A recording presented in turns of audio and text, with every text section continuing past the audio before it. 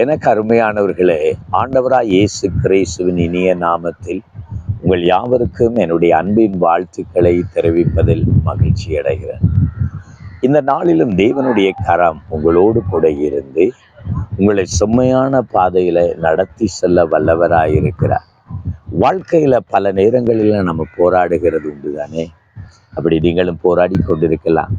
சில வேளைகளில் எதிர்பார்த்த நன்மைக்கு பதிலாய் தீமைகள், நம்முடைய எதிர்பார்ப்புகளுக்கு மாறான சில துரோகங்கள், நம்பிக்கை அற்று போகிற ஒரு சூழ்நிலை உங்கள் வாழ்க்கையில் இருந்து கொண்டிருக்கிறதா?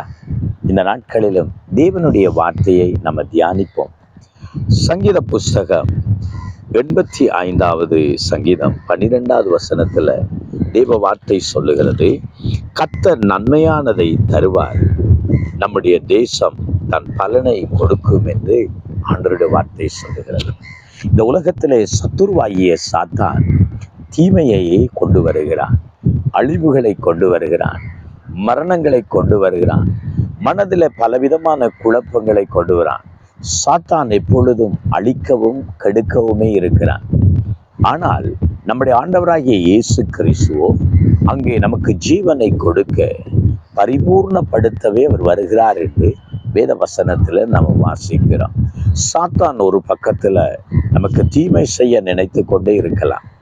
பொல்லாத மனிதர்கள் எரிச்சல் அடைந்து பொறாமை கொண்டு நமக்கு கிடைக்க வேண்டிய நன்மைகளை தடுக்க கெடுக்க பல விதத்துல கங்கணம் கட்டி கொண்டே இருக்கலாம். ஆனால் ஒன்றை அறிந்து கொள்ள வேண்டும், கர்த்தர் உங்கள் வாழ்க்கையில அவர் செய்ய நினைத்தது ஒரு நாளும் தடைப்படுவதில்லை. அதை எந்த மனிதனாலும் தடுக்க முடியாது, எந்த சாத்தானாலும் தடுக்க முடியாது. சூழ்நிலைகளை, காலநிலைகளை பார்த்து சில வேளைகளில் நாம் தடுமாறுகிறோம் தான். ஆனால் வேதம் என்ன நமக்கு சொல்லுகிறது? கர்த்தர் நன்மையானதை தருவார். தீமையை கூட தேவன் நன்மையாய் மாற்றுகிறவர் தான். அவர் நன்மையை தருவார். அவர் உங்கள் வாழ்க்கை ஒரு நாளும் மறந்து போகிறவர் அல்ல. உங்கள் வாழ்க்கை அங்கே பலனை தருகும், உங்கள் தேசம் பலனை தருகும், உங்கள் வாழ்க்கையில நன்மைகள் உண்டாகும். ஏனால் நன்மைகளை தான் நம் ஆண்டவராகிய தேவன் தருகிறார் என்று வேத வசனத்தில் நாம் வாசிக்கிறோம். அதனாலதான் ஆண்டவர் இருந்த நாட்களில் அவரிடத்துல பலர் வந்தார்கள், இயேசுவினிடத்துல நன்மையை தேடி வந்தார்கள்.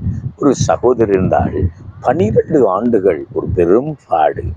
அவருடைய வாழ்க்கையில தன்னுடைய வியாதியின் நிமித்தம் தன்னிடத்தில் இருந்த ஆஸ்திகள் எல்லாம் அழிந்து போனது. அவருடைய வாழ்க்கை நாளுக்கு நாள் நம்பிக்கையற்று போய்கொண்டே இருந்தது. ஆனால் ஒரு நாள் இயேசு கிறிஸ்துவை குறித்து கேள்விப்பட்டாள். அவரை தேடி ஓடி வந்தாள். அவருக்கு பின்னாக வந்து அவருடைய வஸ்திரத்தின் ஓரத்தை தொட்டாள். எத்தனை அற்புதம்!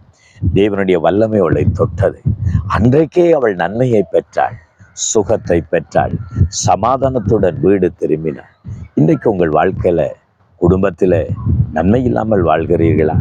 பலவிதமான பாடுகள், பலவிதமான வியாதிகள், பலவிதமான போராட்டம், கஷ்டங்கள் வழியாய் போகிறீர்களா? இந்த வார்த்தையை விசுவாசிங்கள். இன்றைக்கு கர்த்தர் உங்களுக்கு நன்மையை தருவார். ஆம், அவர் உங்கள் வாழ்க்கையில, உங்கள் வாழ்க்கை பலனடையும், உங்கள் குடும்பம் வாழ்க்கை படுகும், உங்கள் எதிர்காலம் நன்மையானதாய் மாறும். உங்களுக்காக நான் ஜெபிக்க போகிறேன். இயேசுவே, எனக்கும் நன்மை செய்யுங்கப்பா.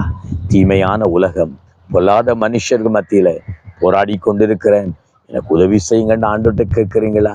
தேவன் நன்மையை தருவார். கண்களை மூடுவோம், ஜெபம். எங்களை நேசிக்கிற எங்கள் அருமை தகப்பனே, உங்களுடைய பிள்ளைகள் இந்த நாட்களை யார் யார் ஆண்டவரே நன்மை இல்லாமல் தீமையில போராடி கொண்டிருக்கிறார்களோ, சாத்தானனுடைய போராட்டத்தினால், மனிதர்களுடைய துரோகங்களினால் எத்தனை மனிதர்கள் கஷ்டப்பட்டு கொண்டிருக்கிறார்களோ, அவர்கள் மேலும் விட வல்லமை இறங்கி இன்னைக்கு நன்மையானதை பிள்ளைகளுக்கு கொடுங்க. கர்த்தர் ஆசீர்வதிங்க, கர்த்தர் ஆசீர்வதிங்க.